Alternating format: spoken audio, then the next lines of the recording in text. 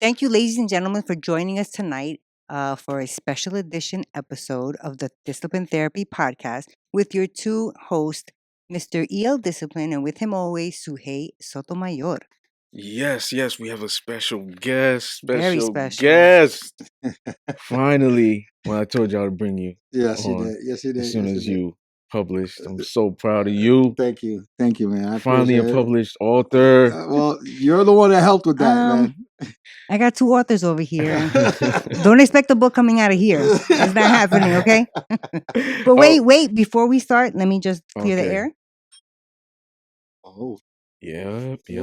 It's how we do. It's how we do. I felt like Ace Ventura. That's right. Oh, man. Exactly. Ladies and gentlemen, we know y'all fiends, and y'all know what that means. We're serving you your dose weekly of discipline therapy where everything is completely free.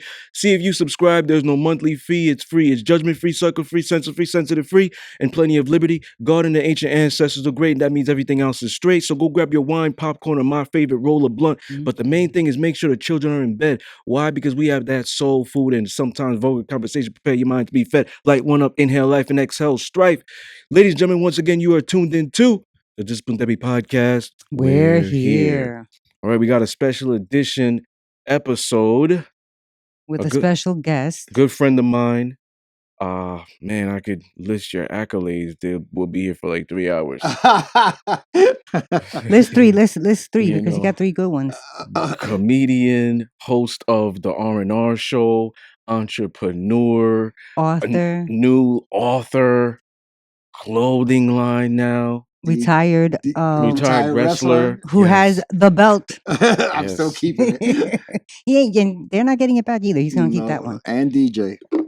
So he has a whole SoundCloud. Yes. Yeah. Mr. Rafael G, ladies and gentlemen. Thank you for having me. I appreciate it. Thank you so much. Thank you. So well, we had to bring you back because I wasn't there the last time. Yes. And I'm the very inquisitive person, although others might say nosy. Yes. It's okay. You're Spanish. It's in your nature. It is. It's in my blood. No, I'm happy to be here. It's been a lot's changed since the last time I was on your show. A lot has changed, but I'm happy to be here. I appreciate it. Oh, me too. Yes. Thank you so much. Thank you for the gifts. Thank you for the gifts, man. Oh, you're welcome. So how's everything going as far as the new clothing line? I know you put out the newly book, Confession of a Concierge. Yes, Confessions of a Concierge. Well, a lot's changed since, like I said before, since the last time I was on your show. The last few months have been incredible. Like whirlwind. Yeah, it's a good, like it's overwhelming, but it's a good overwhelming. I see you on TikTok. Yeah, well, that's where it all started, believe it or not, because when the pandemic came around, the last time I was on your show, we didn't have the pandemic, if I'm correct. Yeah. And pandemic came around, and when you're a comedian or a wrestler or anything like that, it's hard to perform because everything is closed. So my son tells me, "Hey, Dad, check out this TikTok app," and I checked it out, and I thought it was very interesting that you're able to put up all kinds of original material, whatever. But the fun part is acting out other people's jokes. Yeah. So I did it for a little bit, but I wasn't getting anywhere, until like 3 months ago. I think I had 700 followers. Now I'll be hitting 24,000 by tonight. Holy jeez. And maybe 25,000 by next week. That's awesome. And that opened up a lot of doors. But you said in the beginning it wasn't going anywhere. So what was the magical, what do you think happened that just it took off? Him. That's it. Because I was doing everything. The same. And I just did one video. It was when your coworkers are Puerto Rican, and there's a famous salsa song that they use for the song. So I just made believe that I'm at work and they play the song, and I look and I'm dancing in my chair. That opened up the floodgates. Really? It opened up the floodgates. Next thing you know, I'm waking up. Wait a minute, 1,000 followers, 1,002, 1,005. I'm like, what the hell's going on? That's awesome. So then I put up my comedy material, like a little clip, a 5-minute, 6-minute clip. And next thing you know, that starts blowing. Yeah. And the one that put me over the edge was a joke that I do about Puerto Ricans not being in horror movies. Okay, so If we were in saw that horror one. movies, if we were in horror movies, how would the movie change? It would end real fast. That's funny. That's Yeah. funny. But not to cut you off, I posted something in my story like months ago before you even said that, and I said, "See, this is why black people could never be in the movies." And you see something off TikTok. It was like a repost of like this.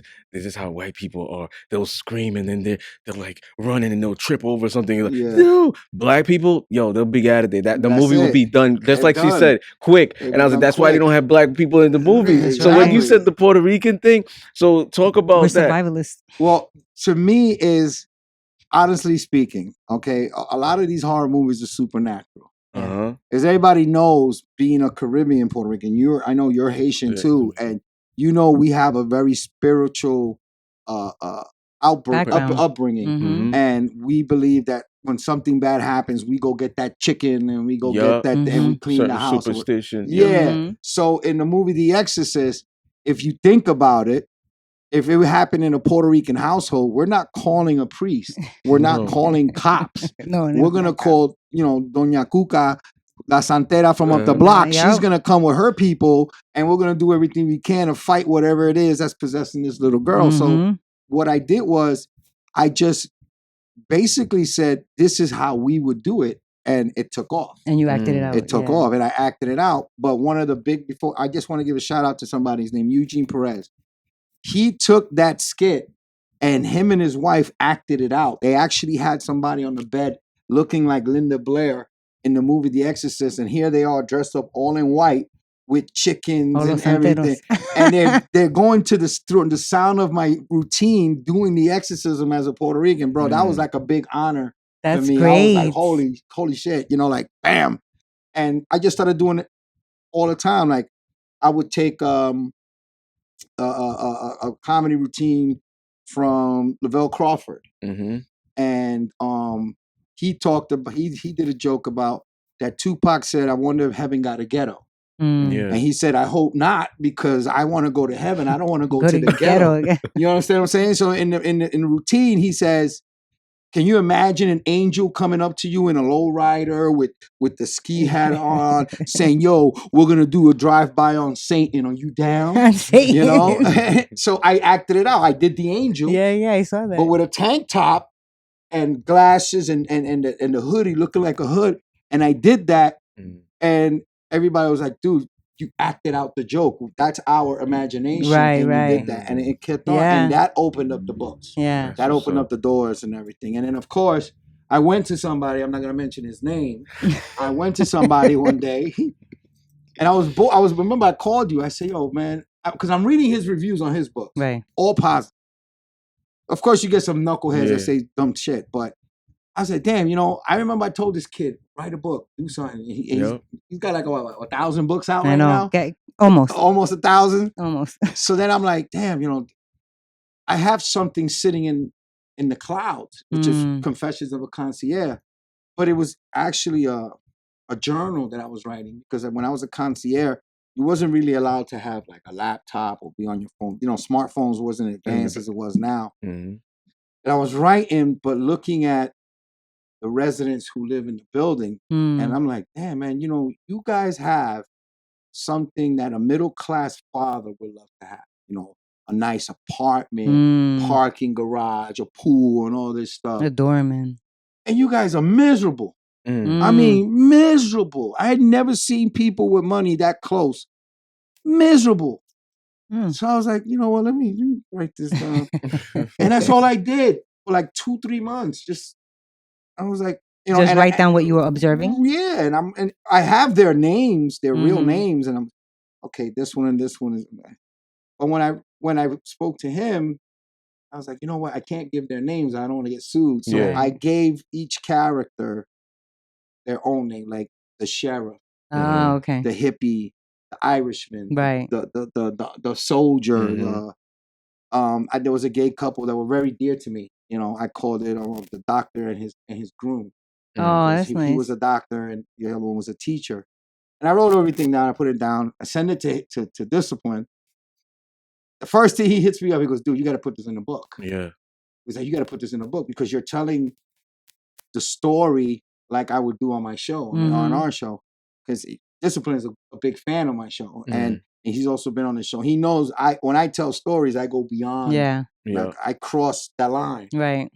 So I was like, okay. He introduced me to, of course, Andrea Johnson. Shout out to you, sweetheart. Thank you for everything. And she read it, called me, and I thought I was gonna get that typical, let me just get him in so I can make money interview. Andrea was very honest about the book when she says, look, I read some of it. I'm not going to lie to you. I didn't read all of it. I read the manuscript. Because I love that last story. Did you actually do that? Yes, I did, and everything. And we got over the details. She was like, she gave me a deal. She gave me a 2-year, 3-book deal. And that's awesome. And the first one came out. And I'm very happy about it, because when you see it, you're like, wow. Yeah, it's emotional. I'm officially an author. Yeah. You know what I'm saying? You're a published author. Yeah. Damn, So I got 2 published authors over here. Look, when you're on the outside looking in, it may not seem like a big deal. Yeah. Bullshit. I'm from the I can tell you right now, I'm from the outside looking in. I've never published a book, written a book, or nothing. And that is a big deal. Yeah. So don't take for everybody who says, oh, I could write a book. No, the fuck you can. And if you can, you would have written it already. Yeah, exactly. So there you go. You get guys, I get guys all the time. Oh, I could be a comedian. I tell jokes. Okay, when they get on stage, they're yeah, crickets. That would be me. I would freeze. I was proud that I got it done because of my background and everything I've been through. You mean the book? Yeah, when I got the book done, and it was like a big achievement, especially when I just got the preview one. The preview one alone, I was like, "Whoa, wait a minute, that's me!" And I would have been running around with that. The first thing I did was look at the front and went to the back. I was like, oh, okay, all right, this is official. Yup, there's a barcode there. That means I'm good. You know what I'm saying? It's official, and this and that. But to me, it was a big accomplishment for me because, like I said, people take roads in life to learn things and achieve things. Some people I just took along the road. You know what I'm saying? I didn't. It was just detours. Yeah, I didn't go through that straight path between the mountains. I actually went through the mountain, around it, and everything got to where I'm at now. Right. So when the book finally came out, it was a big thing. But to me, it was a big thing. But I didn't know how the world was going to take it. So is that nerve-wracking? It was. Yeah. It was, because I'm like, oh man. Because Andrea surprised me. She said, okay, the faster you approve the book, the faster we publish. But I'm thinking a week. 2 weeks. A month. That's what I would have thought. I checked out, because it's not a long book. So I checked it. Everything's perfect. Called her up. Andrea, ready to go. That was May 11th. She tells me, I call her. Yeah, it's ready to go. She goes, okay, good. We're releasing it on Friday the 13th. Yep. 2 days later. Oh my God. So I'm like, that's usually how it works. Yeah, so I'm like, what? Wait a minute. See, I wouldn't have thought. I would have thought like Let me get time to like announce it. And she was like, don't say nothing. Yeah. We're gonna make the flyer for you. We're gonna give you your promo pack and all this stuff. And I was like, okay. Friday 13th comes on midnight. This woman is up, I think, 26 hours a day. I'm being honest. He's giving her the extra too. Yeah, she works. Yeah, and then it's like, because think about it. When she sent it to me, it was like 5 something in the morning here. And I believe she's out west or something like that. Central time. Yeah. Texas. So I'm like, you're still up? Yeah. And she's like, congratulations. She's a businesswoman. Yeah, she was like, congratulations. The book is now officially released and everything. So when I put it out, I was like, okay, I'm not gonna. People might not get it, but what caught everybody's attention was I was like, who said Friday 13th is bad luck? That's a nice caption. It's here. Yeah. The floodgates open. Yeah. I want to get my copy. I'm gonna do this. I'm gonna do that. I was like, okay, fine. But I was waiting for my author copy because the first one was Mom. That was it. How was your mom with it when you gave it to her? She read it already. She read it already. I did it for her. She didn't get to pick it up until like last week because she lives out here in the island. So with my schedule and everything that was going on, it was hard to get it to her. So my cousin came by. I gave him one too because he takes care of my mother, Oh, that's nice. I gave him one. She calls me up. Matter of fact, day before yesterday, she was like, guess what I just finished doing? I was like, oh, what? She was like, well, I was taking the Long Island Railroad from Manhattan to back home. She goes, I read your book. And I was like, you read the whole book? She was like, it's not that long, baby. I was like, okay, do you like it? Because my mother does not like sitting in a car and reading. She gets motion sickness. Right. Oh. So she literally, she goes, it took me away from that. I forgot I was on the train. That's awesome. And I read it. She was like, you got a mouth on you. And she goes, I was like, well, you raised me this way. I was about to say. You know, she goes, you got a mouth on you. And I was like, no, ma, I like the way it came out. She was very proud of it. She was like, because I put my thoughts into the book, you know. And one thing about Andrea, she let it ride. Right. You know, if there was something wrong or whatever, some people could have said, hey, you might not want to do that. Right. You know? She just let you rock. She was like, go, put it out there. That's your baby, do it. And I'm getting a lot of good hits. What I tell people is, if you're going to buy the book, review it on Amazon. Yes. Don't send me the review. Yeah. I mean, it's nice, but you need to send it to Amazon. I'm or like, wherever just you're going to copy get and it. paste. Put this on there. Copy and You know, paste. but it's an experience that I got to do because, you know, I'm not a college educated person. You know what I'm saying? I grew up in the streets all my life. You know, I've been through my ups and downs. Discipline knows a lot of my background story. And it's an achievement for me because it's you can never do that type thing. And I'm Of course, 100%. well, guess what? I did it. Mm-hmm. And I don't care if it doesn't. I mean, I hope it does sell a lot of books, but nobody can say I didn't. My name ain't out there. Right. And that's forever. And that, exactly. That's not gonna be, okay, let's put it in the archive somewhere. I mean, that's forever. That's hard copy. And you know, because I got the approval. You know, of course, everybody wants their parents' approval and everything when you do something and you appreciate what they tell you. But my biggest approval was when my twin daughters got their copy. Because they're college graduates. One is has a bachelor's degree in psychology, and the other one just got a bachelor's degree in accounting. So awesome! Congratulations to you. Thank you. And I gave it to them, and they read it, and they were like, "We got a Gracia, which is the family name. Because we got a Gracia that is an author. Look, we're college graduates, but Dad's an author. Yep, that's a big deal. So to me, it was like, okay, I got my Oscar now, so I'm pretty good with that. And when I read it, you know, when you sent it to me, and you're like, "What do you think?" I was like, "You got to put this out as soon as possible because, like, I feel like it's gonna do well." And I told you this back then because it's so real. Yeah. You know what I'm saying? And realness sells. You know, I write majority fictional books and novels, but you've actually experienced that. So, like, that's like you find what your core audience is, and you hit them with that. Yeah. Boom. And everybody likes bochinche. Yeah, and you know what it is?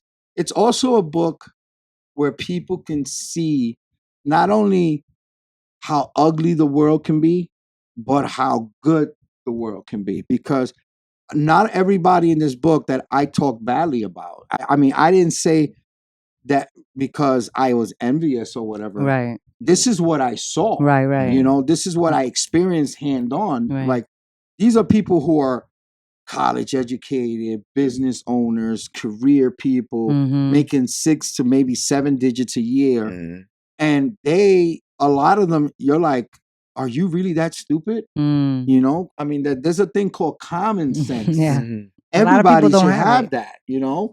And, they should, but and there's a lot of good people in this book where they have a lot of big hearts. So, you know, things that my father was sick at the time when I was doing this book, and people stepped up to help me. And when I had my surgery and everything, the doctor and his groom, he came down every day when I was there. Let me see. You got your release forms. Let me see what they prescribed you. Let me see this. Let me see that. And he was like, next time, go to this hospital. This is where I work and everything. And I was like, wow, crazy. You know? Wow, yeah. So it's a good thing to people to see that not all rich people are happy. You understand what I'm saying? Yeah. And these weren't like millionaires or whatever. But they were comfortable. They were making a lot of money when I was. You know, maybe double, triple what I was making at the time. And when you read it, I didn't write it like, and no disrespect to you, like a typical author, like a long time ago in the springtime and the weather.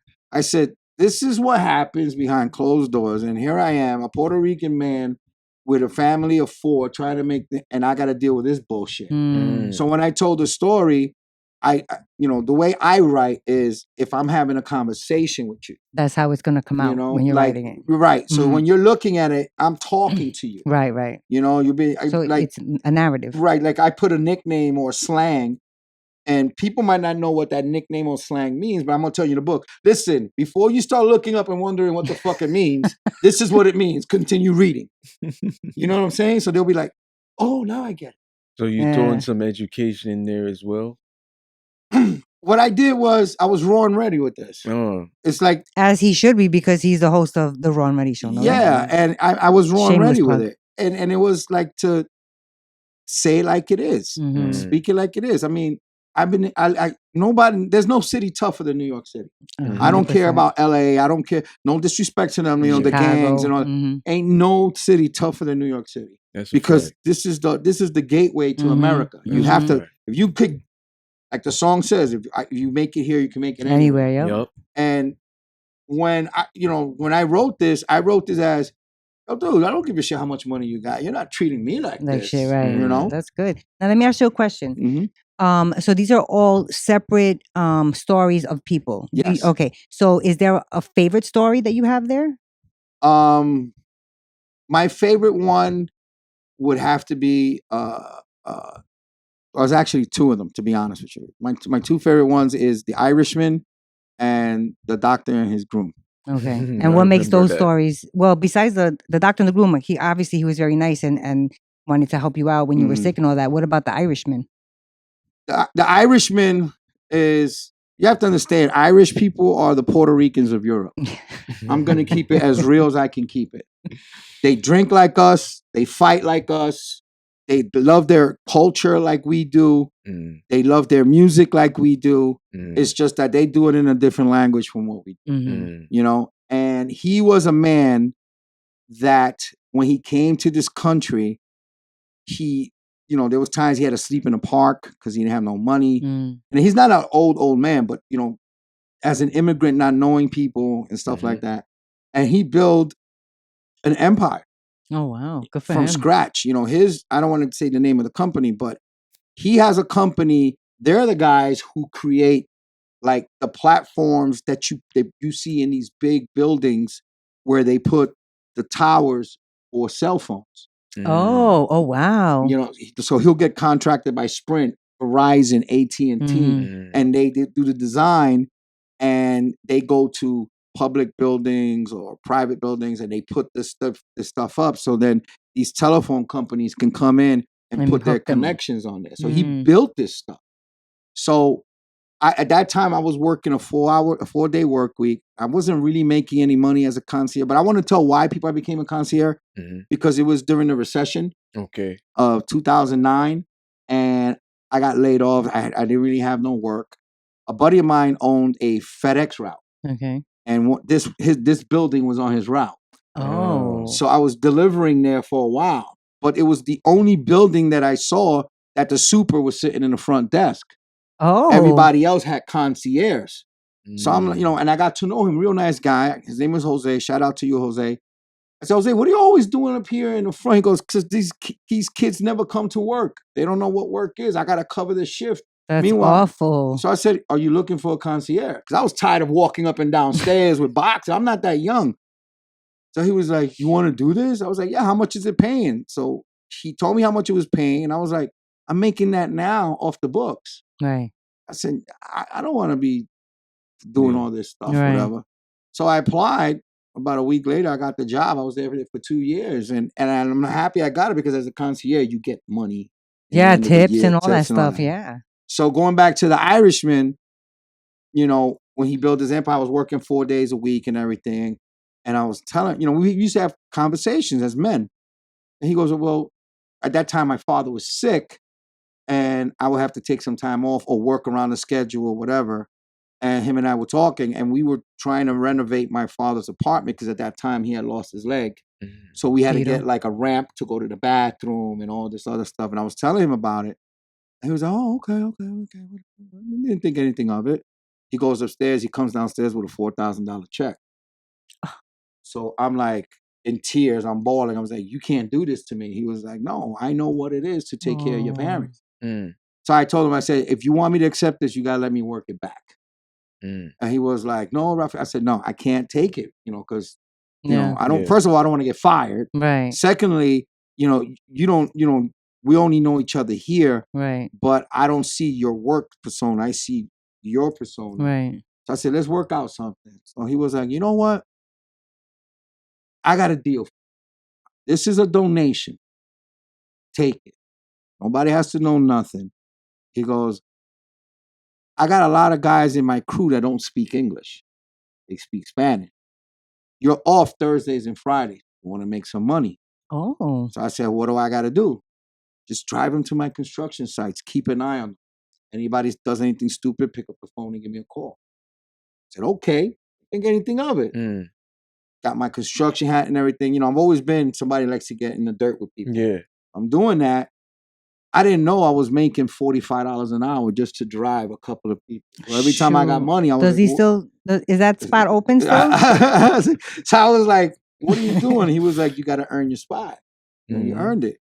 So I did that with him for a little bit. But I told him to please take out at least $100 a week or something to pay back some of that. He says, okay, we'll make a deal. You pay back $2,000. That's fair. Because I was on him. Right. And he opened up, he had other venues. He opened up a restaurant on 14th Street on Avenue A.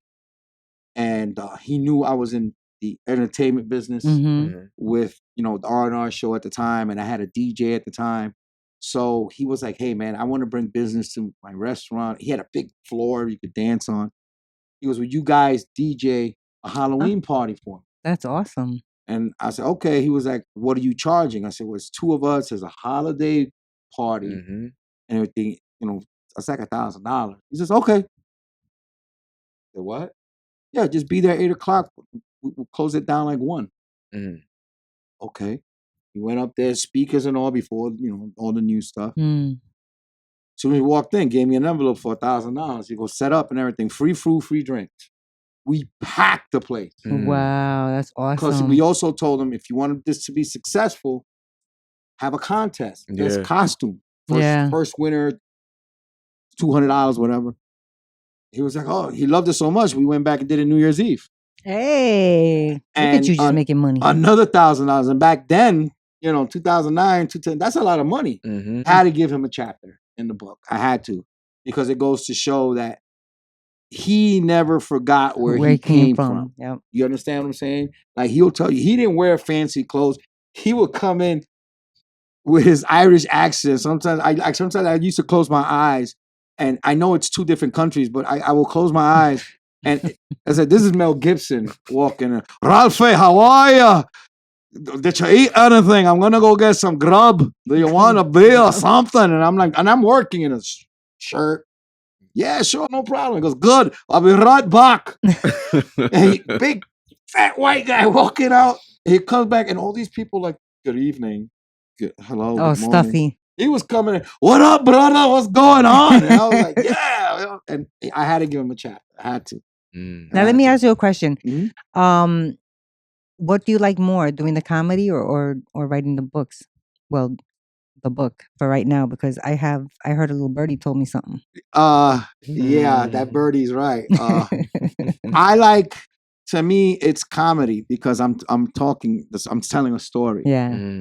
And with the book, it's just basically the same thing, but you're just putting it down on paper. But with comedy, I can go on stage and get rid of whatever's bothering me, or whatever bothered me when I was young, or whatever the situation may be.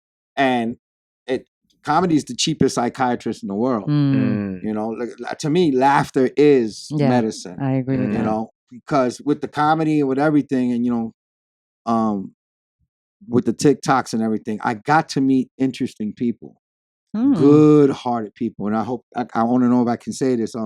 There's a lady named Kathy Huxaby that I saw on your page. She sent me a message. This was on the day of my daughter's graduation in Long Island, in Shirley, because that's where I was at. In Shirley. There's no reception.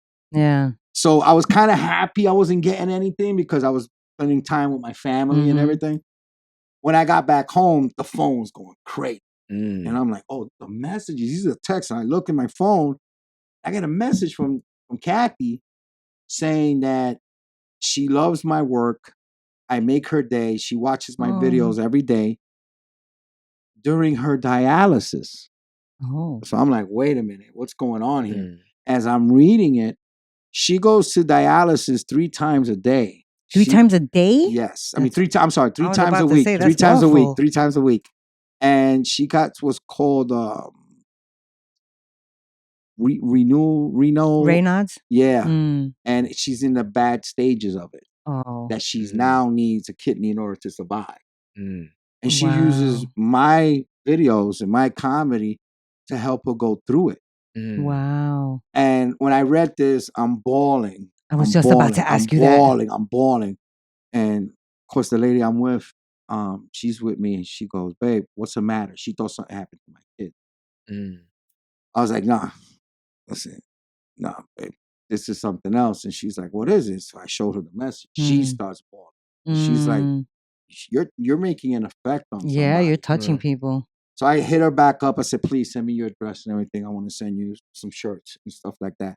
And she was like, can you get him? So she wrote back, can you get him for me in a 3X?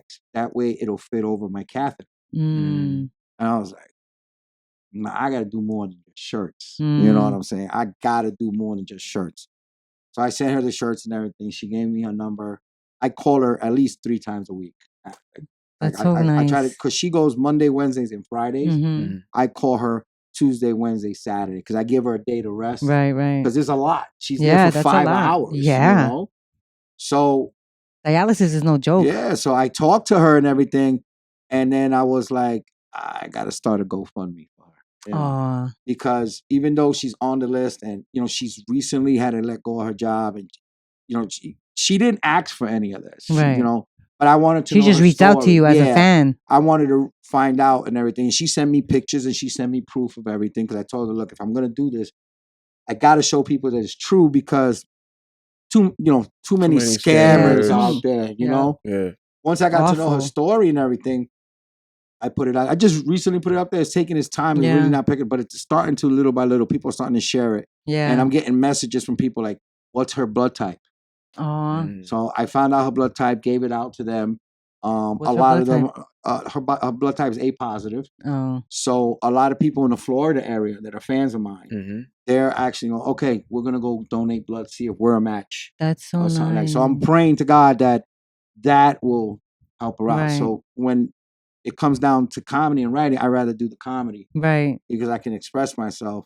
And you can make people feel good too. Yeah. And ever since then, I've been getting more and more messages. And they're not asking for anything. Right. They're like, they're just showing you love. Yeah. They're like, hey, man, I got cancer. You help me out. There was a veteran that hit me up. He lost his legs overseas and everything. And he's going through therapy through the Wounded Soldier Association. And he was like, I got all my trainers looking at your video. You know, and I get a lot from like the Puerto Ricans, like you're representing us the right way. Yeah, representation counts, man. Yeah, you're not there putting up stuff that doesn't make any sense or, you know, whatever making it is. A fool. Yeah, making a fool of us. Right. I just go out there and try to make people laugh. Yeah. Because to me, if I can make you forget your problems for 5-10 minutes. Yeah. Then that's a big help. I'm doing something right. So, and that's your best gift. You know, I've observed you for years connecting with people. And I can see now why you choose the comedy more. Yeah. You know what I'm saying? You move the crowd. Yeah, because you know what it is, man? You know what it is? People, and I know I'm going to get a lot of backlash for this. People need to stop crying at funerals. Not here. You don't get back. No, not for you guys, but somebody's gonna be like, "What do you mean stop crying?" Listen. It hurts. Celebrate them unless it's unexpected. Like you know, God rest the soul of all those people who were killed the last few weeks. If that's unexpected, awful. But if you know somebody who's already sick, and you know you're doing everything you can to save them, and you know the time is coming, you know you're ready for it, but you don't want it to happen. You know, I went through that with my father for 6 weeks. Right. I knew it was coming, but when is it going to come? That's the part that people don't understand. So when we did my father's funeral, I did his eulogy and everything, and I basically did a comedy spot, you know, in front of 300 people that were in that church. And I did a comedy spot. That was probably such a relief for them too. Yeah, because, you know, my father told me, and actually my grandfather did too. My father told me the story of my grandfather that in Puerto Rico, you know, you got little towns. You know, they call them Los Campos, the Jibaros, and all that stuff, you know? You got you got little towns. And everybody knows everybody. My grandfather lived out there for so many years. So the longer you're out there, the older you are, people know who you are, especially in your community. What my grandfather used to do, whenever he went to the funeral of a friend or a family member that passed, he would say jokes about them. Oh, I remember when he did this? Yeah, me and him, we got drunk one time. We woke up on the other side of the island. Both of our wives were going to kill us or whatever. So when my father told me that, he says, you took after your grandfather because here you are doing the same thing, taking away people's pain. So I said, I got to do. So every time, you know, yes, if I had a friend or two that passed away or a family member, I was in there in the funeral just talking smack. And why you're not crying? You don't love him? Of course I love him, but I want to remember him when he was here. Yeah. You know, that's why I tell people, I'm going to tell y'all right now, you're a good friend of mine for many years. The day I die, do not put my shirt with no angel wings on a shirt or Can whatever. we put like the horns? No, none of that. Just share a picture that we have together. That'll make my memory better. Yeah. Why are you going to sit back and be like, oh, and cry? You know, and cry? Take whatever you learn from them and move it on. Yeah, I agree with you. I've also said that. Because honestly, I love black funerals more than Puerto Ricans and white funerals. Why is that? Because it's called going to glory. Oh, that's you went beautiful. to glory. If you ever been to a black baptism church, when they going to glory. They're celebrating the person's life and talking about the accomplishments and all that. Yeah, they're sad too, but then there's music, there's celebration. Yeah. I don't want to go to a funeral where everybody's like, and everybody's whispering, hey, are we going to be able to see the TV show after this? Yeah. How long is this funeral? Yeah, that's true. That's true. Or you only have family reunions at funerals. Yeah, right. I was about to say that. One. You know, so to me, it's like, if I'm going to go, I'm going to have some fun. Tell my story about my good friend who passed away or a family member, and I'm going to go home. I said my goodbye. Right. I'm good. Now, if you there, oh my God, I wish you never, then that's a guilty conscience. Yeah, because you get a lot of people. There's a saying that says, nobody calls you when you're alive, but when you're dead, everybody wants you to come back. Yeah. Oh, that's true. So that's how I guess I look at the book as, here's a reality check. You know, it's not all peaches and cream. Now, going back to this, you know, little story that I heard from a little birdie over here. So you're gonna have another book. Yes, there's another book. Is it going to be the same? Is it going to be written the same? Is it going to be the same, like, information, or are you going somewhere different now? The next book that's coming out is based on my life. Oh, shoot. We got to get the popcorn ready. Because you're, how old are you? I am 51. That's 51 years of badness. I can tell. No, I can tell. I did Puerto Rican from where? From the Bronx? No, East New York, Brooklyn. Ah, no, pues, even worse. East New York, even worse. I know y'all East New Yorkers. I know y'all. East Brooklyn. Yeah. East Brooklyn. And he want to come and say that it's no bad thing? Come on. Puerto Rican from East New York? The book years of badness. The book is called Mi Vida Loca, Tales of a New Yorican. Oh, wow. And it's based on the wildest times of my life, which started from, as far as I could remember, from 10 years old to about 19. Oh. This man is bad. You see, I already knew. So I covered 9 years of adventures that I had growing up in Lower East Side Manhattan, going into Brooklyn, you know, and, you know, first time experiencing sex, first time getting drunk, first time falling in love, first time this, whatever. So all your firsts? Some of it. Okay. Some of it. But it's like, you know, it's basically going to show you, now I know why he is the way he is. That's going to sell a lot more. I often wonder so. that. That's going to sell a lot more. I think so. Because now it's personal. Yeah. Yeah. I mean, there's a lot of stuff in that book that really happened. And I named a lot of my friends in the book because I wanted them to be part of it because they're part of my history. Of your journey, right. You know, and when I told them I was doing the book, and Go ahead. Don't forget, remember when we did this. Remember when we did that. And it's going to turn heads. It's going to turn heads because it's not that normal of 1978. I went into first grade or whatever the situation. Damn, his voice changed like yours did. Yeah. Except he sounded white. He was like, well, it's fellas. not like that. Like, it tells you why we call so-and-so Cuco. Why we call him Cuco? Because of this. This is why we call him. And I have the nicknames in there. I have what we do for culture. I talk about how different it is growing up in a Spanish household than what it is growing up in a black or a white household or an Asian household. You know, I talk about the craziness that I did as a teenager, being rebellious. Now, is anything in that book? I'm assuming you're gonna give your mom a copy of that one. Is there anything that's gonna make her be like, "Ay, Dios santísimo, what is this? I didn't know this." Yeah, there's gonna be some stuff in there, but there's also chapters to the people who made a big impact in my life. Oh, and she got a whole chapter. Mommy has one. My aunt has one. Of course, my friends have one. But the main chapter that I wanted, and I'm just gonna give a small preview of it, is called. The chapter is called "I Fought a Monster and Won." Which is based on me kicking my stepfather's ass for abusing my mother for 7 years. Oh, wow. So I tell the story of what happened and how I beat the shit out of him. And I don't regret it. Of course not. I don't regret it. But everything else is adventurous, like. That's pretty adventurous. What I did in the book, I normally never do.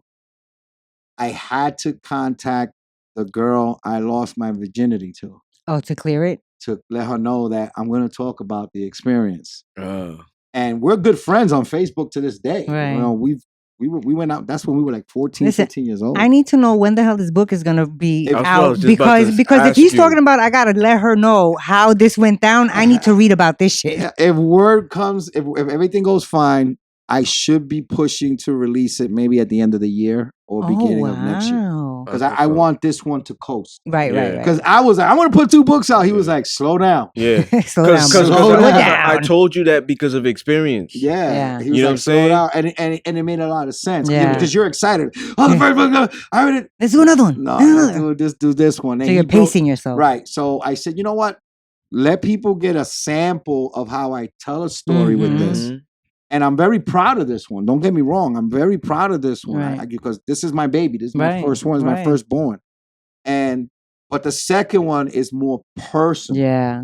I'm going to be saying things in that. Well, things are said in the book. It's already written. It's how big is it? I'm assuming it's bigger than this one. About 15 chapters. Okay. But they're long chapters because I gave detail. Right. Everything. And of course, Andrea is going to be the one putting it out for me. And she's done a great job with this book. Phenomenal. I know she's going to do a phenomenal one with the second book. Good for you. AJB Publishing. But I told her what I was doing. We had a 2-hour phone call conversation. And she was hysterically crying, laughing. She was like, you got to put it out there. And I was like, is it okay with you? I'm going to mention your name. She was like, I give you all the permission in the world to mention my name. And I said, what is your husband going to say? She said, my husband's a big fan of yours. Believe it or not. That's awesome. He's walking around telling people, my wife took away Rafael G virginity. And I was like, you're kidding. She was like, no, I'm not. He teases me about it. He was like, oh, so you made love to a superstar? And I'm like, don't do this to me, But it's that one, is basically, that chapter is basically saying that no matter how young you are, you can actually fall in love. Yeah. This wasn't like, ooh, I'm going to get some pussy for the first time. No, I was in love with this woman. Like, I thought I was going to spend the rest of my life with this woman. But Tito at 14? And I was 14 years old because, she was a wonderful person and everything. Our love story was an actual Rocky and Adrian. Oh, really? Really. It was a Rocky and Adrian time. I was a street hood. She was always into books and schools and everything. And she was, she was my little nerd, and it's just, I don't want to, like I said, I'm not going to say word for word, but it's basically saying I fell in love with a person, but I also had to break the man code. What code is this? once you taste Toto for the first Ay, time, Dios santísimo. you want to taste other Totos. Ah, you know what I'm you saying? see? So called I greedy, tasted ¿no it. ve? I was like, yo, there's more. Oh, okay, There's a she's buffet Puerto over Rican. there. There's got to be. Yeah. I want to get a black girl. I want to That's get a how- white girl. that's how- I want to get a Chinese guy. I want to see if they all taste the same. That's how men are built. Yeah. Men So are built that way. you know, of course I broke her heart and everything like that. But in the story, it tells you about true love, the experience we did, what happened that day for it to happen. And basically, I said it to her that, you know, something I should have said 40 years ago. Mm. I'm sorry for what I've done to you. Oh, you that's know? nice. And I basically did that and all that stuff. And when I told her why I wrote the book and when I wrote the book, because when I wrote that chapter, I wanted it to be special. So while I was writing it, I'm playing our song that we danced together all the time Aw. back in 1984, 85. What song was this? Careless Whispers. Hey. So I'm writing it and I'm literally writing everything that happened to the song. You know, so I read to her what the last line said. And she was like, oh, you got to put that shit out. You're killing me right now. For somebody who likes to be informed, you're killing me. Believe me. Afterwards, can you just tell him? Can you write it down what the last line says? Yeah, I'll tell you off the air what it is. When I showed, you know, my lady and everything, and I showed, you know, Andrea and everything. Even Andrea was like, that's a wow moment, especially from a person that when you read the story, he's from the streets. You figure they got no emotions. You know, he's a player. He's this and he's that. But I'm writing down everything that happened, but I'm also writing it as an adult. And it's always been like, what if we stood together? Right. Or what if we got married and everything? And she has a beautiful life. Shout out to you, Elizabeth. She has a beautiful life and everything. Great kids and all that. She's always been a big supporter of me. Like, she will write to me and be like, I remember when you used to do this in junior high school. Look at you doing it now. And it's a pretty cool moment. So were you always like the comedian of your family, of your friend group in school, or you grew into that later? My father said I was laughing the day I came out. Oh, Lord. You know, He was like, ha, ha, ha, what a joke, life. Because, you know, when I was growing up, I took things seriously and I didn't take things seriously. Like, I always wanted that attention. You have to understand, I mean, when I was growing up, I was a chubby kid. You know, I looked like Spanky from Little Rascal. I was a chubby kid. I mean, I used to, you know, I had cousins who were older than me. They're like brothers and sisters to me. And we did everything together. We all grew up in a big Spanish household. We all lived in the same building. We basically, there was a family of us on every floor. So we all slept in each other's houses. We all ate at each other's houses. And I was always a clown, you know, because my cousin was the good looking and this one. So I had said, I want attention like, too. Fuck that, me too. So I would start with the imitating people, my own family. Like, I would imitate my own family. I would imitate friends. I would imitate movies. And it just took off. Like, I know you've been following me. The Juan Sanchez character is a very popular character. Yeah. Juan Sanchez is actually made up from two of my uncles. Really? Yes. The Juan Sanchez name comes from my godfather, who was a 2-time Purple Heart Vietnam veteran. Wow. And very smart person and everything. Loved him to death. So I had to put his name on there. The voice is from my uncle Anibal, which we used to call Tio Che. He had that voice. You know, he had his demons. Okay, I'm not going to say he didn't. But he never stole from us. Always treated us with respect. Loving, caring man. He used to be like, Javi, vente a la casa, come to the house. He'll talk to you in Spanish and English. Yeah. Come to the house, vente a la casa. We're going to watch television. Yeah. Let's go. Come on, let's go watch some television. And my aunt will cook and everything. It'll be his kids and us eating, watching movies, staying up to 3, 4 o'clock in the morning. As we got older, gave us advice, showed us how to do something. He was great with his hands. He was a great mechanic. Oh, wow. That's awesome. And all this stuff. So I was like, I got to pay tribute to him. You know what I'm saying? I love the girls that you do when you put the wigs on. Oh, that shit has me yeah. peeing. Yeah, the filters is what helped. I love those. I'm like, you got another filter on? Yeah, those are like funny. Like the girl who does like who is this? I love that one. That You cracks me two up. cakes in a balloon. That's my sister. I'm gonna admit it. I'm gonna say it here on the air. That's my sister. My sister. I love my sister. Don't get me wrong. I love my sister, but she grew up with 3 boys. Beatles. So she got this thing like, you can't fuck with me because I got 3 brothers, you know? Even though she's the only one that was a detective in the NYPD. Go ahead. She was like, if I ever get in trouble with another man, I'm not calling 1013. I'm calling my brothers, you know? So when she wants to get a point across, that's one thing she'll do. She'll be like, excuse me, what the fuck is this? So when I put on with the makeup, with the lips, yeah. If I show you a picture of my sister, you're gonna be like, oh my God, he looks like his sister. Really? Yeah. So that's I'm portraying that's what I'm gonna see after the show. When I acted out, that's my sister. That's so the way she. And if, technically and honestly, it pays off because she's a detective in forensics. Get out of town. So she's always finding out some shit. She got the perfect career. She got the perfect career for a woman. Forget about it. And so that's where I get the characters from. You know, Crackhead Kelly. I know you've seen that one. It's the crackhead with the afro. Yeah. Crackhead Kelly comes from a family friend that we used to call Uncle. You know, he was a dope fiend at the time and everything. But like I said, he was never that dope fiend. You can't trust him around your kids. Like there was times where it was so cold out, or my mother was busy, or my mother was, you know, had 2 little ones. He used to take us to school. Oh, he would take us to school. Don't run. Take it easy. Slow down. Wait a minute. Slow down. Wait. I'm gonna tell your mother. You know, and he would take us to school. And my mother would give him money to buy us snacks, and he never took it from him. So he literally went and said, yo, mommy said I gotta get you guys pizza.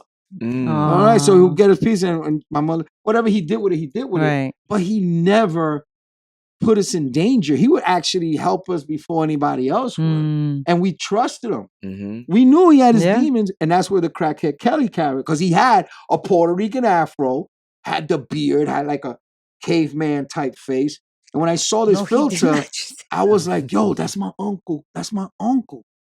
Yo, I gotta do it. So, you know, he used to do some funny, crazy shit, you know, and every time I did a funny skit and I used him, I was like, I gotta use my uncle. We used to call him Comfy, Uncle Comfy. You know? So Crackhead Kelly, the name that came because I heard my mind's telling me no.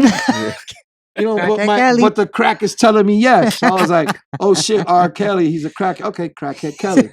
And that's how that character came out. And now Pancho is coming out. That's a new one coming out? Yes, Pancho the Mexican. He does like the Mexican word of the day. Because I used to hang out with a Mexican guy. Yeah, I love those ones. I was watching a TikTok the other day. Yeah. Here's the Mexican word of the day. Yeah, like the Mexican word of the day is chicken wing. Yeah. You know? And then he throws a sentence. Yeah, he throws a sentence how to use the song. And I knew a Mexican that talked like that. I'm waiting for what the chicken wing is. He was like, today's word of the day is chicken wing. Here how you use it in a sentence. My wife asked me for money so she can win the lottery. Yeah. You know? And from there on in, I started doing it. And then I did a skit as Pancho, mad at Amber for what's going Amber on. Rose. Yeah. That's the you put that out, right? I put that out like a few weeks ago. Yeah. He was like, oh my, I'm so disgusted, Amber. You know? And I just do it. I just come out and do it and have fun with it. That's awesome. But these are based on people that I know. So now when you do your comedy and you're standing in front of people, have you ever like got scared and just like shut down?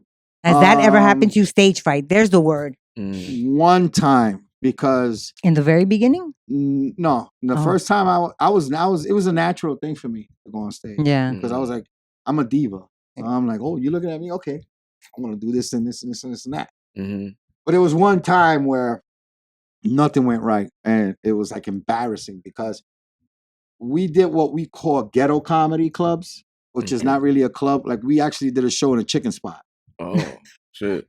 And they did it wrong. You're supposed to be like, okay, you already got people in the bar drinking everything. You can't tell them to leave because you're gonna do a comedy show, or if they have to stay, you have to pay you $20. Right. You don't do that with black people. Mm-hmm. They're gonna be like, wait a minute, I came here to drink. I didn't come here to see a show. Right. Word. You're supposed to advertise the Word. show. It's the truth. You're supposed to advertise the show, close off the spot for the show. Yup. You do the show, and then you Mhm. open it back up. Mm-hmm. No, they didn't do that, brother. Mm. We're doing the show and everything, and my mic is connected to the kitchen. No. Yes, I'm doing the show, and all of a sudden, like, chicken, pick it up. I was like, Oh, shit. and I'm like, what the? And people were like, oh shit. I was like, so I blended. I was like, I'm also a ventriloquist. Oh, that was good. Quick thinking. And I'm thinking, and everything is like, okay, it's going back because they're like, get them off. We just here to dance and drink. And I'm doing the set, and the microphone, the bottom popped out, and the batteries came out. Oh Lord. So then I said, okay, that's the end of the show. That's the sign. I was like, don't even pay me. I'm going. And I left. And that was the only real time that I've ever had like a bad experience. Of course, you're gonna get, you go to you do shows where there's only like 10 people in the crowd and stuff like that. But you also have to understand that every crowd is different. Right. Like I used to do like 2 shows a night when my friend Ozzy was still alive, when he used to run Latino Laughter at the New York Comedy Club. So he'll have a show from 7 to 9 and then 9 to 11. The 7 to 9 you might do okay. And you do the 9 to 11, you're killing them with the same jokes that you used earlier. The 7 to 9. Every crowd is different. Yeah. There are times where the crowd, like, you just go on stage and look and they're laughing at you. Like, oh shit, that's okay, it's a good crowd. Right. You might go up there where it might, like, if I have a half-hour set, it might take like 5-10 minutes for them to get into it. It's always different. Yeah. But I learned from professionals is like, if the show starts at 8, you're there at 7. See what kind of crowd's coming in.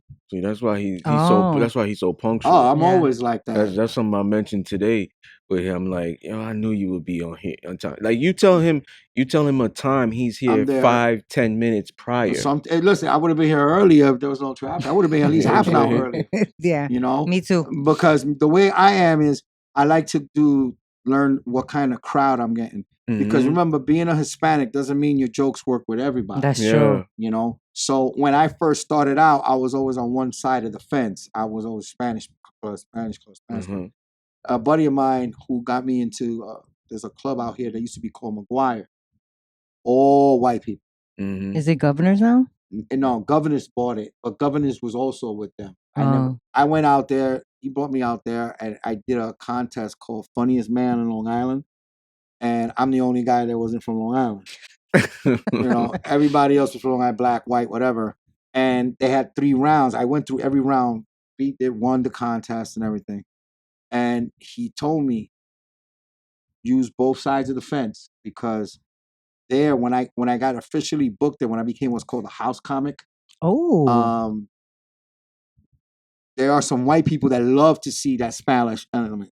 Because back then, that's when the Latino boom happened. You had J.Lo, Mark Anthony, Santana, and all these people doing this shit. So when I came around, they were like, yeah, the new George Lopez. You know what I'm saying? But there was some crowds that were like, get the Spick off the stage. No. Get him off the stage, Spick. And I'll be like, do you know what Spick stands for? And people will be like, uh-oh. I'll be like, that's called a Super Puerto Rican in Control.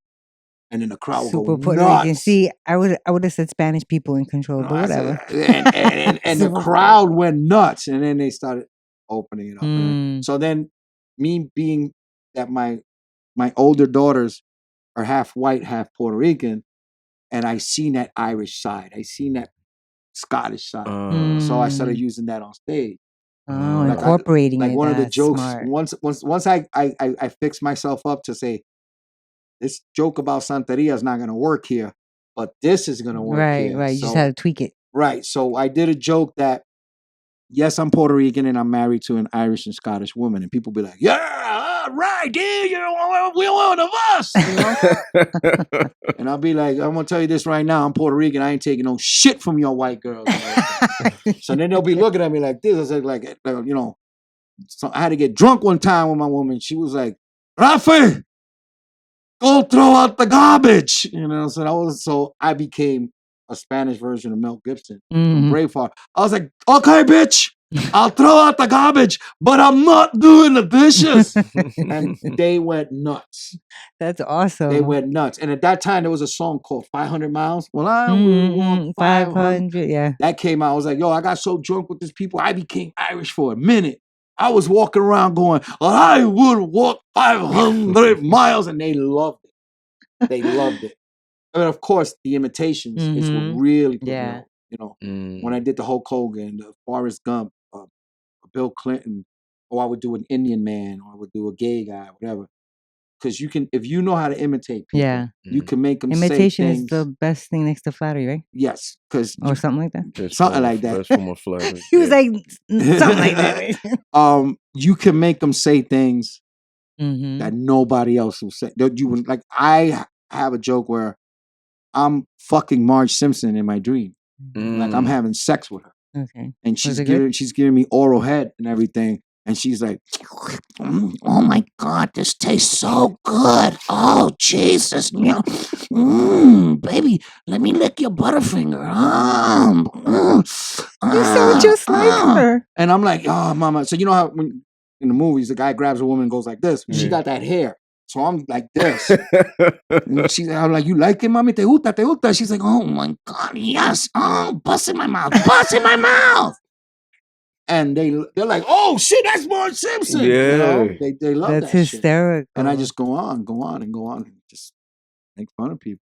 So, go ahead. Go ahead. So going back to the books, after this second one, do you feel like you like I've asked Discipline this before. Do you feel like you're gonna go to like jump on another type of genre, or you feel like what if something's not broke, why fix it if it ain't broke? No, there's still more stuff to explore. All right. Because you have to understand, I joined when I became a wrestler. I became a wrestler at the age of 45. Wow. I went in when guys were walking out. Yeah. You know. What made you do that? Go join at 45. Honor my father because he was a wrestler in the 70s and 80s. 5 years later, I'm world champion. Yeah. So I accomplished that. That's done. That chapter's closed. That was the only way I was going to close the book on the chapter on my father. Oh, okay. Because, you know, it was hard to let go. But once I got that done, it was like, your dream is fulfilled. We're done. The Arthur thing, like I said, it was just in my head for many years. I talked to Discipline. I was like, shit, you know, I already do comedy. I'm already a DJ. I got a talk show. Add something else to the book. Said, let me see what I can do as an author. Yeah. Arthur came out. Jeez, I mean, how much did we just wrestler, DJ, comedian, author? What else did we just say? I'm a talk show host. A talk show host. Talk show host, comedian, wrestler, author, DJ. So dang, besides the clothing line, today we got two. Oh, and I got the clothing. Entrepreneur. Besides that, the books. What else is in store for Rafael G? What's the next venture? Where is he going? I want that one shot at Madison Square Garden. Yeah. That's the goal. I don't care if I'm opening up for somebody or you're just going to give me 20 minutes. I want to be in my hometown in Madison Square Garden and give the world one hell of a comedy act. You're going to get that. I'm praying I do. Do we get free universe. tickets? Do we get free tickets to this back? Believe me. Can I have backstage? If I get somebody, if Kevin Hart comes to me right now and says, hey, I want you to open up for me. I'm going to be, all right, Kevin, you got to give me a VIP room. Yeah. Because Puerto Ricans know a lot of people, you know, and I need some of my people backstage and some people in my front row, whatever.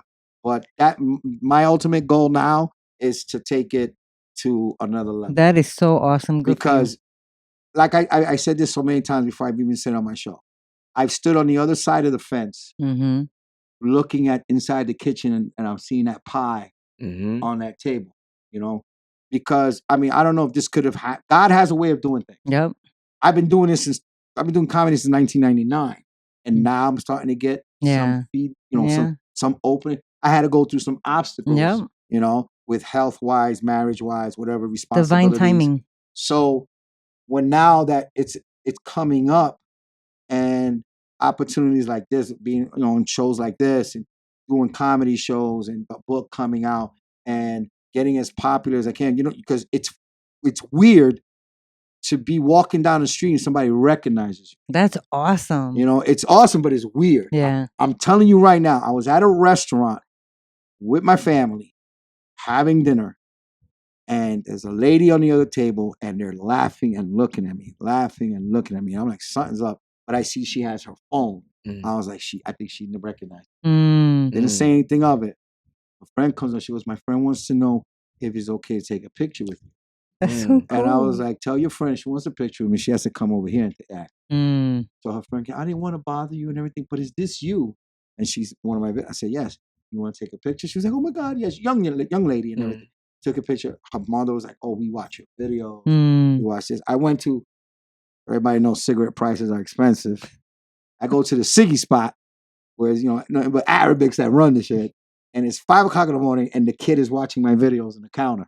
He's like this. He's not even paying attention to me. I'm like, yo, I need 2 packs of Newport 100s. And he looked at me, he looked at the phone, looked at me, my friend, this is you. My friend, this is you. Holy Allah.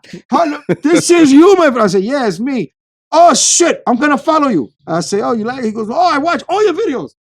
I said, thank you. I said, you think I can get a free pack? I was about to ask you that. He went like this to me. Slick motherfucker. Switched up quick. No, I can't give you a free pack, but I'll give you a free lighter. I said, I'll take that. I'll take the lighter too. And he was like, my friend, you making money? Are you making money? I was like, not yet. He was like, you're going to make money soon because this is funny. And, I'm in a weird place. I was doing laundry, and a bunch of Mexicans. Mexicans, they bring 30 people with five launder bags, dude. All dressed up nicely too. Yeah, pretty. all the kids running around pretty, doing clothes.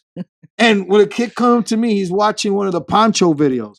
Oh, and it's the one about Amber. This actually happened last week. It's the one with Amber that he's talking about Amber. Amber, you're so stupid. Diosito sees everything, Amber. Diosito sees everything. The mother came to me. She was like, I love this video. And she thinks it's my voice. I was like, it's not my voice. And she's like, it has to be. You did it too perfect.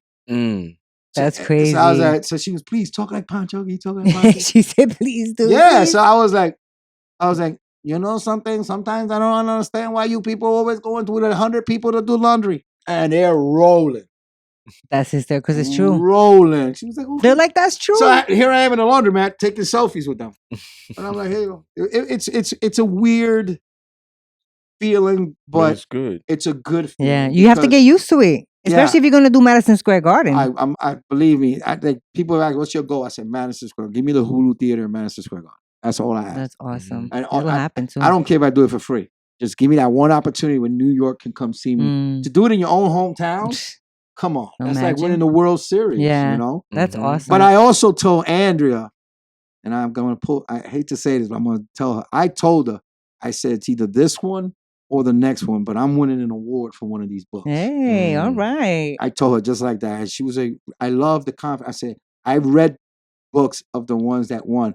Great job. I said, but I'm going to knock it out. If this one don't do it, definitely Mi Vida Loca is going to take. And I told her, and I'm going, I said, I don't want it mailed to me or none of that crap. So I'm going to you to pick it up, and you're going to take a picture presenting it to me when I bring it back home. And she was like, I'll take that bet. I said, no problem. That's awesome. Good for you. Yeah, man. People that always come to me, they're like, oh, you're an experienced author. What do you think? I always ask them, what is your goal for putting this out? Like, if you want to put out a book, what is your goal? My goal for these books is, like I said, telling a story. Telling people a story, so they can see certain things. Because remember, an author is the one that puts out the imagination for you to see, and I'm not even a writer. I just wrote one book. The second one is I wanted people to see a true Puerto Rican story.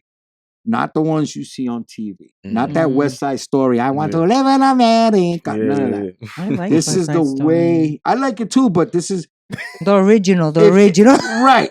Because if you look at the way and the new one we're portrayed in the movies, drug lord, Puerto Rican cop working in a Puerto Rican neighborhood, or falling in love with a white girl that doesn't love him, but inmates, all that stuff, drug dealers, and all that stuff. I mean, let's put Latinos in real movies. Let's put them in horror movies. Let's put him in action movie. Yeah. Let's put him in real politic movies, something with history. Yeah. So when I when I do my set and I talk about what would happen if a Puerto Rican was in this movie and that movie, I'm still upset that we weren't in there. You understand what I'm saying? I mean, when Hector Lavoe's movie came out, El Cantante, right? What did they talk about most in that movie? His drug use? Exactly. What happened to his achievements? What happened to how he got there? Yep. No, you want to talk about him and his wife being drug addicts and why? We already know that. Yeah, happened. we know that story. But they won't do that with Elvis because they know that that's gonna grab more people's attention. Yeah, but the other shit is boring. Yeah, but here's the whole thing: they're not gonna do that with Elvis. They're gonna show when he came up, how he stole rock and roll, how he did this, how he married a young woman. A young woman. That was a pedophile. Exactly. Sorry. Him and Jerry Lee Lewis. Sorry. Him and Jerry Lee Lewis. Jerry Lee Lewis married his own cousin. Right. And R. Kelly's in jail for pissing on one. You understand what I'm saying? So why you had to do it? You're going to show his death. Everybody knows he died. Everybody knows he died. Okay? But you do that towards the end. Right. Tell a different story. Right. When Gandhi came out, historical moments. What did they do? They were smart. They showed how he died at the end. Malcolm X movie. They showed his ups and downs, but they focused on how he learned everything, how he changed the world, and everything. When El Cantante came out, it was all about heroin, all about him getting high, all the stupid shit he did. I was like, but dude, why don't you talk about when he did Madison Square Garden? Why don't you talk about how after he left the Fania, he became a freaking god in salsa? No, what you saw? Oh, he left Willie Colon. He started doing more heroin. That upset me. So when I go on stage, I'll give you I'm gonna treat you right now. Here's one of my jokes that I do. Hold up, let me get ready. What if there was a Puerto Rican family in the movie The Poltergeist? Let's keep it real. I'm gonna tell you how it's gonna go down. Because the girl's name is Caroline in the movie, right? The little girl goes in the movie. So picture this. Mommy, Carolina's in the TV. Mommy, Carolina took the TV. You know what that Puerto Rican mother's gonna say? That bitch better hurry the fuck up because at 7 o'clock, my novela's coming on, okay? Excuse me. Now, I'll take care of this right now. Alexa, tell that bitch to get out the TV. And she got the count of 3. 1, 2. There she goes. Bitch, don't fucking play with me because the novelas are coming on. That's how it would be in a movie. Oh, man. Keep it real. So true. That is so true. That's what I want to see. I want to see real culture. I want to tell, my comedy is about my life experiences, things that happen. And I want to tell it. Yeah, you got Mark Vieira out there, Imagine, and all these guys. Great comedians. Why? Because they use real Puerto Rican culture and do it. The realest, biggest Latino comedian out there, to me, no disrespect to Fluffy, is George Lopez. George Lopez not only talks about him being a Mexican, but talks about all Latinos. He was the only Latino Mexican comedian that shouted out Judge Sotomayor being a Puerto Rican from the Bronx and in the Supreme Court. No other Latino went out there and put her out there. They only did it at her ceremony. Like Ricky Martin came out. That's all fine and dandy. But he went on his tour and says, we got a Latina in the Supreme Court. Right. You're not going to control this, but you're fucked now. What? Put on a dress. I got a black dress on. I don't have to take off nothing. I'm going to show tits. So we don't get that. We don't get that. So that's what Mark Vieira does. I do. We tell them this is how a Puerto Rican house. Not that liquid down version you see on TV. You don't see that. There's a lot of comedians out there that forget that they are Latino. They are Mexican. The greatest comedian of all time, Richard Pryor. What did he talk about? His mother being a hooker, his father being a pimp, and he was a crackhead. And still one of the great, beyond his time. I always say that my son, he was doing music for a while, but he's a teacher. Anyway, he when he was doing his music, I would tell him, you have to do it from your own experience, like what's real to you, because people will connect with that. So it's obviously the same thing when you're doing your stand-up and writing your books. I mean, I tripped out a couple of times when I got high. I talk about it.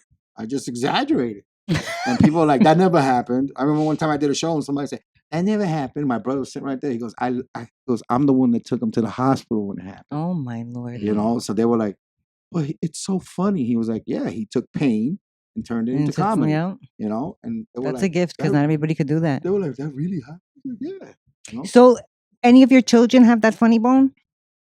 Nah. They're funny. They're not funny. Like my kids are not funny. Nah. They have a sense of humor, which I'm happy they have. They have a sense of humor. I think the closest one that will have that will be one of my nieces or nephews. But my kids were more into their mother's side of the stuff. Studious. Yeah. You know, that's not bad. You have a psychiatrist and a teacher. That's not bad at all. Yeah, I have a psychiatrist and an accountant. Oh, an accountant. Yeah, sorry. so if I go crazy, the other one control my money. You see? And and listen, I think they plotted that. Graduation day. We were sitting in her backyard, we're celebrating and everything. And I told my daughter, I said, listen, TikTok just told me to get a 1099 form ready and this and that because it's starting to come up or whatever. She said, okay, no problem. Give me everything I need. I gave her my email, gave her this, gave her that, gave her this. And she was, okay, Dad, you got to make a 1099 form. If you make this amount of money, you got to do this one and everything. I was like, okay. She goes, are you That is awesome that you have that so handy. She was like, if you make anything more than $600, you got to do this and this and this and that. I said, okay. I said, you handle the math. I'll just count the money. Exactly. Exactly. That's why she was born. Yeah. So I told her to take care of your finances. They see it. You know how good it feels that your ex-wife, my daughter's mother, comes and tells me, you come a long way. That's awesome. And your daughters are proud.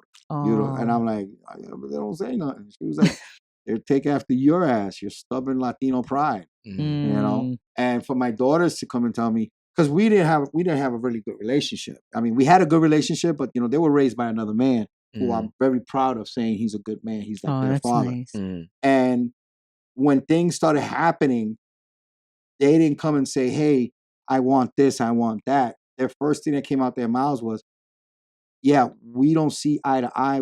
Our relationship ain't what it was or whatever.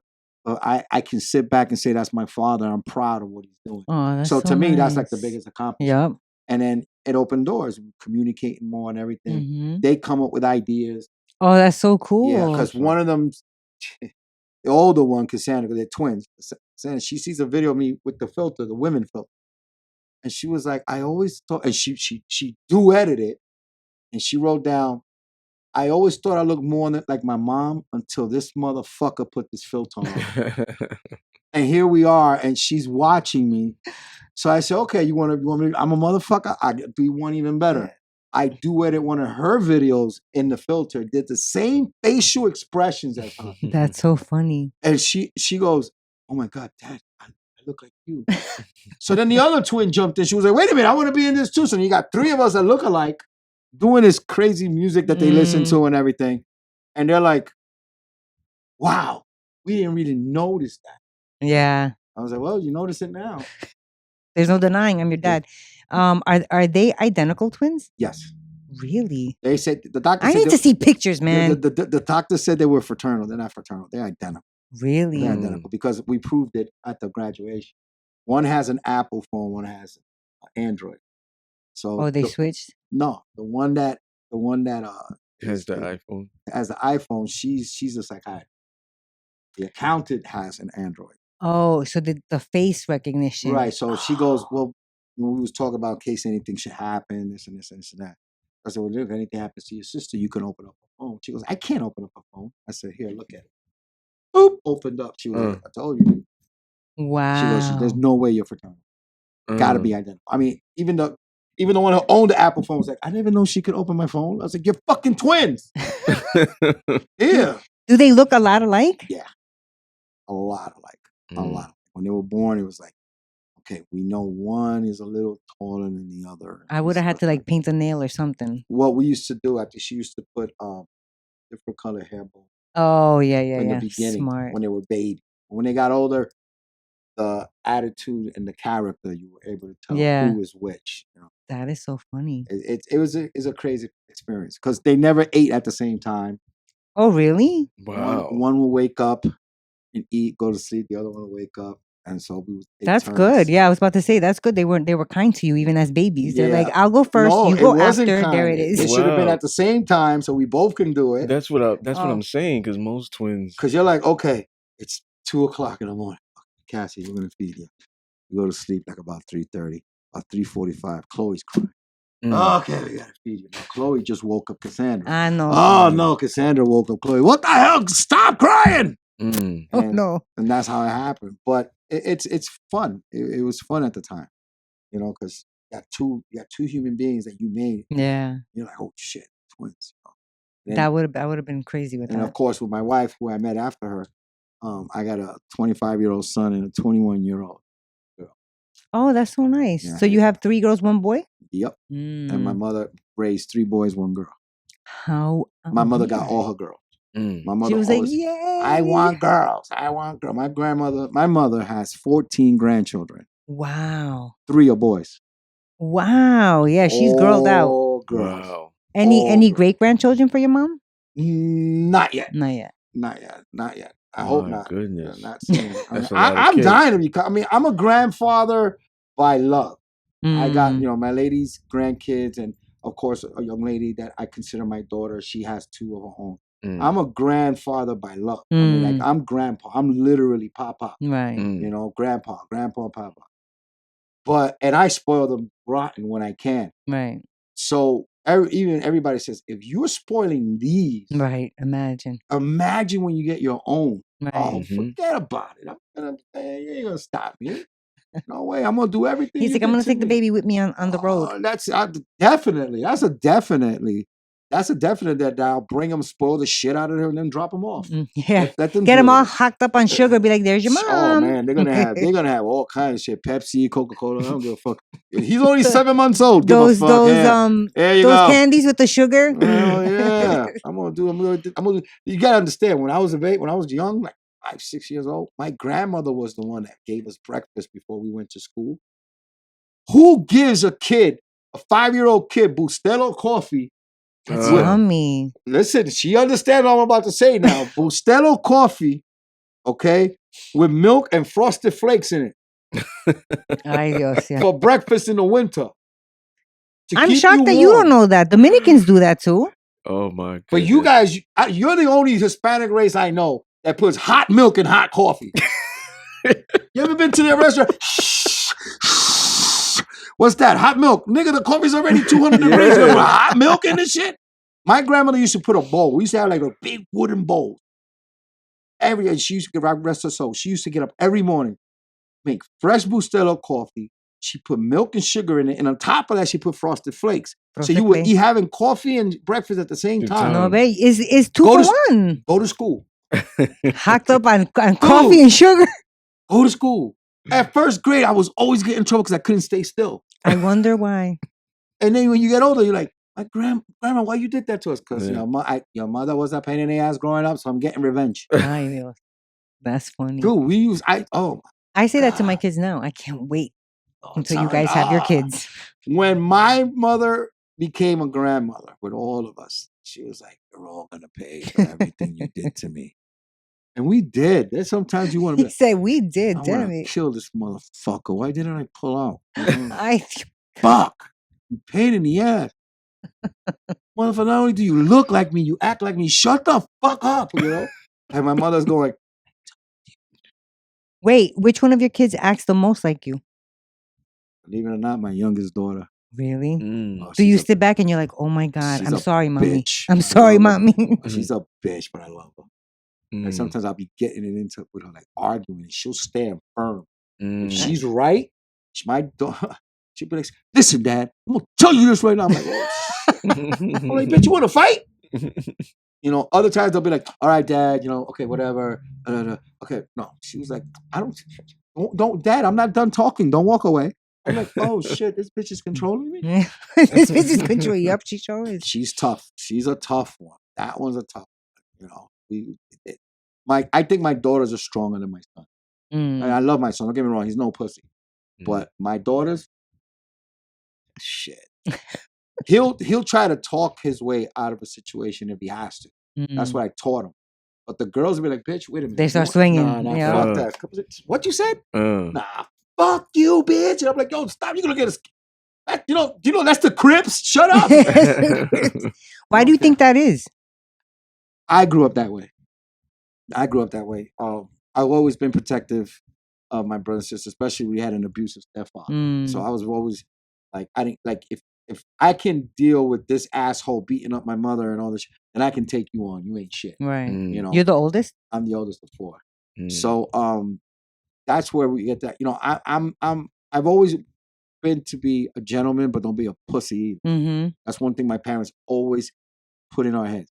If they hit you, hit them back. Fuck what the teacher said, and if you hit them back, then you go tell your teacher. If they hit you again, fuck them up. That's it. Win or lose, but you fight. So one time, before we go, my son is a bitch. I love him, but he's a little bitch.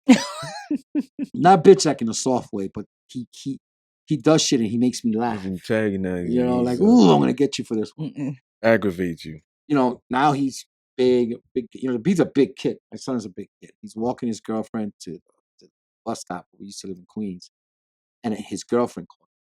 Pop, I said, what happened, Mom? Tommy's gonna fight the man right here at the bus stop, and he's talking some shit. I was like, okay, I'm on my way. It's like the bus stop was maybe half a block away. I get there, the guy's gone. I'm like, what's going on? And he goes, Dad, I'm just here waiting for the bus for Amanda to get on the bus. And this guy's, you know, he's on his bike and he's like scoping, you know? So my son is like, either he's going to try to rob us or something. Like, what? So the guy tells my son, what the fuck you looking at? You think you that in front of your girl? He's a white dude, Italian. Oh, he was fucking Rocky. Talking his shit. And I'm like, all right, you know, if we run into him, you take care of him. You know, because I'm thinking it's a young guy talking shit around my son's age. Don't worry about it. I got your girl. I'll watch your girl. You bang him out. I said, okay, Pop. So we're walking, minding our business. We're going back up the block. I didn't know the guy lived across the street from the house. Oh. And it wasn't a young kid. It was a guy my age.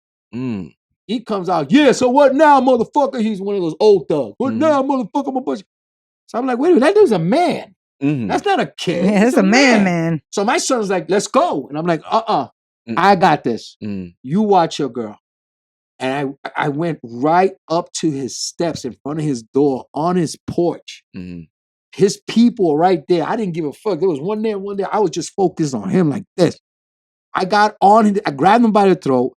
And I'm taller, of course. And I grabbed him by the throat. And the funny thing is, it's 2 houses connected, right? And you have that middle bar in the middle that when you walk down the stairs. So he's on this side, but I'm making him lean. I'm making him lean back against it, like I'm cradling him in my head. Yeah, so I got him like this, and I said, "Yo, motherfucker, if you ever touch my son or talk to my son like that again, I'll kick your motherfucking ass." I said, "My son disrespects you. You knock on my door. Me as a man, as a father, I'll find out why he disrespects you. But if you think because you a fucking man, you're gonna talk, I'll kick your mother." I didn't even touch him. That's your son? That's your son? I said, yeah, that's my son, motherfucker. I'll kill you right where you stand in front of your house. And his girl's here. Somebody else said, not only would I kill you, I'll fuck your girl at the same time. And the motherfucker just stood there like this. Never mess with my son again. But my son wouldn't let me live that down. Oh, Lord. Ma! He goes to that. Guess what he said? Daddy was Mufasa. What? Ma, you should have seen him. He had to go to do like this, and he was like, "If you look at my son like that again," I was like, "Oh, you son of a bitch!" You sounded just like James Earl Jones right now. That's the way my son did it. He was like, "If you look at my son," and the guy was like hyenas. That's your son, you know? He's like, "I will." Mom, you should have seen him. Daddy was like Mufasa. They were like, "We're not messing with your son." Daddy was like in there, "I will kick your ass." All this shit. I was That's hysterical. And then he would play the video on Facebook. This is Dad when he gets mad. I'm like, what are you doing? That's hysterical. Too bad he didn't put it on World Star. Oh man! So you should have seen this guy. I mean, like, I knew he had a piss in his pants because I went up to where his people were at, dude. I didn't care. You know, so that's where the girls get it from. You know? Man, Rafael, I see you going really far. I can't wait to see you in Madison Square Garden. I'm so proud of you. Thank you, man. And every single time you send me an update with the TikTok, I'm like, nigga, you gonna get 1 million. Yeah. You're gonna get a million. Like so, every week I was sending you one. Right? Yeah. Well, we're at 8, we're at 9, we're at 10. Yeah. When I hit 20, he was like, "What?" I was That's like, "I'm really awesome. Yes. And right now, no bullshit. I'll show you guys right now. This was as of today. I'm at 23,900. Wow. And That's yesterday, awesome. yesterday Congratulations. I was at. That one cracked me up. Oh yeah, I was at maybe 21. Wow. It's- That's happening fast. It would have been faster, but TikTok is funny when you're making it. Like I did a video where I went up against the Island Boys. I saw that one. Yes. I went up against them live. Oh, live. We did it live, and I got 63,000 hits in an hour. Wow. And then they took it down. What? They say I was bullying. You're a bully too? Bully this shit. We're gonna add that to the list. I went up against the Island Boys, who got millions of followers. I don't know for what though. I don't know either. I have no idea. Like I looked because they pop up on your feed. I'm like, I don't even know. Do they sing? Are they like what are they? And people were like, "Get him, OG, get him, get him." And they were like, in the video, they were like, "Yo, who's this dude?" I'm like, and I was doing it as Juan Sanchez. That's even worse. He said that's even worse. I was just freestyling hip hop. I'm not a hip hop artist. I was better than them. And is that what they do? They're rappers? Supposedly. Oh. And they were like, "Island boy, I'm an island boy." I just came out, I was like, "You're an island toy. You're a fucking island toy." And that's all I did. I did see that. Yeah. I saw that. They took it down. They took it down. I was like, what? Okay, last question. Restricted. Last question on my part. What is your most favorite media to put stuff out? And do you have a YouTube channel as well? I have one. Yeah, I just started it. Yeah, I just started it. Because you're gonna have to let them know. I mean, we're gonna, you know what I mean? You got a lot of things. I got a lot. Don't worry, things are gonna be popping up everywhere. I got. What's the favorite? It would have to be TikTok. Yeah. Yeah. Facebook's gotten boring. Yeah. You know, people are just like, oh. And he knows most of my topics is because I get them from Facebook. And I'll be like, women bashing men again. Men. Word. I tune into his show every Wednesday night, ladies and gentlemen. R&R show on the LDM network. Plugging you. Thank you. LDM network. Every Wednesday. Every Wednesday. Go on Facebook. It's live. 7:00 Eastern time. Yes. 7 p.m. So I'm always in the chat. Right. And you see the last topic I love because you were saying it was like a to D choice of women that are bashing men. What should they do? Yeah. And then I sent a long spill, but on the show I was like, they should just be lesbians. Yeah. And then you had it pop up on the screen. I was like, because it gets boring after a while. It's the same shit. So when TikTok came out, TikTok was supposed to be for young people. Just like Snapchat. If you look at it now, it's Generation X took over. We took over hard, bro. That's true. But the platform I like the most is TikTok. But definitely, I do my show on Facebook, and of course, I got my Instagram and everything. But the way everything is going now, whatever will play my stuff is what I'll be more than happy. And the YouTube, you said you just started that. I just started now. Yeah, it's called the Rafael G, just like the spell RAFAELGEE.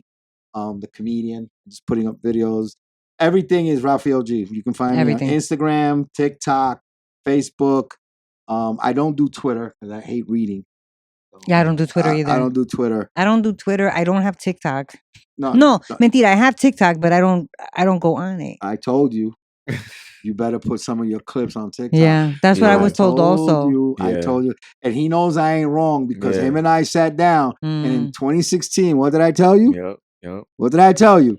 You told me a lot of things in 2016. I told you, start your own show. You said the book. Do the book, do the show. I said, because it attract. Because when I had him and Miss Ethel, shout out to Miss Ethel on the show, that do the similar things they were doing at the time. Yeah.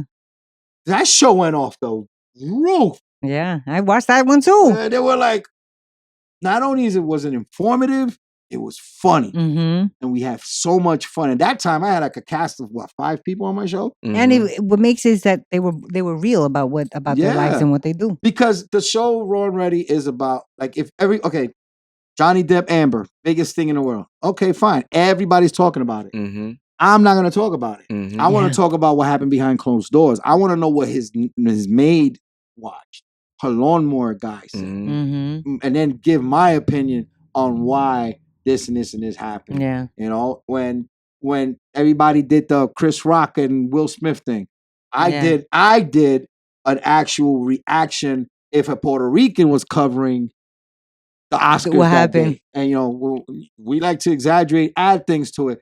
And we did that, and people were like, this is original. Yeah. Nobody else did this. Yeah. When I bring up topics, I don't bring up the same topic everybody else does, you know? Yeah. I talk about, okay, you're on Facebook.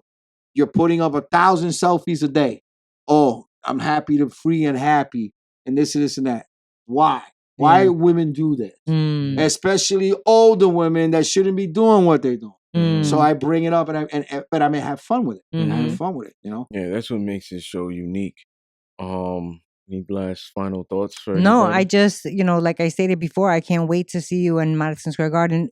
Behind the scenes, I want to be. I want front row, and then I want tickets for behind. I know why he wants to go behind the That's scenes. He how wants we to go do. in the VIP room and have his food. He's gonna be like, and I can see. Did you say I his have my fruits? fruit. Yeah, I and- can see yeah. him. And I his can water. see him And with his my water, be water. like, Yeah.